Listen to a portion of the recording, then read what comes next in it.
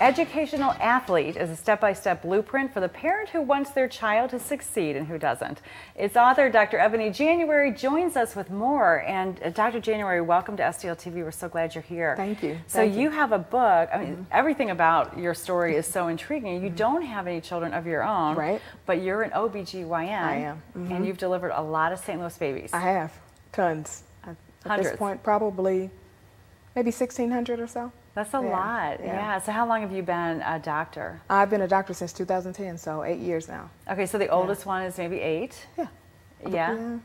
Yeah, 8 now. Yeah, so in the middle of the elementary school years, but you were telling me that over this time, you're a very successful woman here in St. Louis, and a lot of people look up to you, but you didn't get there alone, right? Without mentors, starting when you were young, and you want to give back. Absolutely. So it's very important to me. I think that, you know, we start coaching our children young, and no one makes it in this world alone, in my opinion. You know, someone takes a chance on all of us, you know, whether it's the person who gave you your first job, someone teaches you something in order to be successful. So in my opinion, I think that it's important to me that I give back, and I make sure that youth and young adults have the tools necessary in order to be successful. And you know, I didn't have a Dr. January to say, okay, these are the things that you need to do in order to be a successful physician.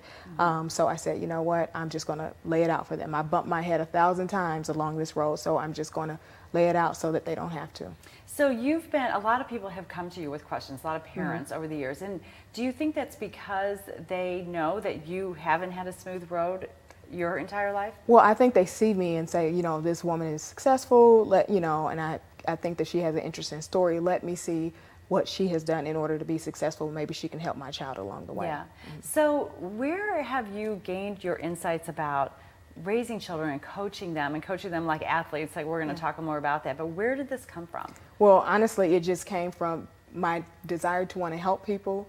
And I know how difficult the road has been for me. So in my mind, I'm thinking, okay, someone else must be struggling with the same thing. So it was just my really desire to help coach youth. And it's been my passion to help youth for many, many years, even outside of wanting to be a physician for years to come. And, you know, I've wanted to help youth and make sure that they didn't struggle the way that I did. So it's just been there for years. Well, let's talk about some of those struggles. So what can you share some of that with us, and what made your path difficult growing up and what made it easy? Yeah, so one of the things is, you know, just being from an inner city. I'm from East St. Louis, Illinois.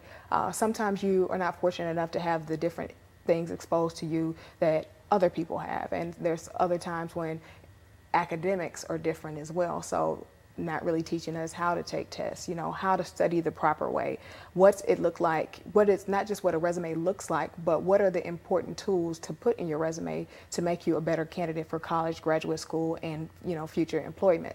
So those are certain things that you're not necessarily exposed to. You don't see a bunch of doctors who look like you know, in East St. Louis. So those are some of the things that I struggled. And when I went on to college, that was exposed even more, that, you know, I didn't know how to study.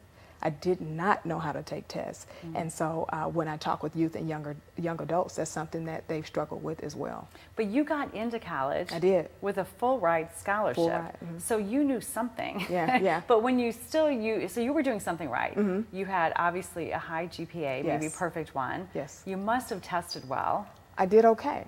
And that's where the problem lies, is that I had a 4.0 GPA, but with regards to test taking, I just did mediocre with ACT and ACT. But where I was able to look even better to colleges was what I put on my resume, and that's what I teach students. So that's what got me the full ride. So you had activities and things in leadership positions as a high school student. Exactly. That led you to that scholarship, that led you to college, that led you then to medical school. Absolutely. Right. And you know, the one thing that I tell students is it's fine to be active and, you know, get involved in different things, but you have to be very strategic about those things that you choose, because many people will do the same thing and that resume will look cookie cutter. And that's what I teach them, is that you don't want to look cookie cutter. Everyone's going to have a 4.0 and a lot of people will have great GPAs, but what is it about those extracurricular that can guide someone who's interviewing you or someone who's looking at you on paper to actually want to pick you? Right, follow your own passions. Absolutely. And you'll succeed. So we're going to take a quick break, Dr. January, but come back to hear about your blueprint, which is blueprint we can all, as parents, help our kids with. Stay with us at STL Live. We'll have more with Dr. Eboni January after this break.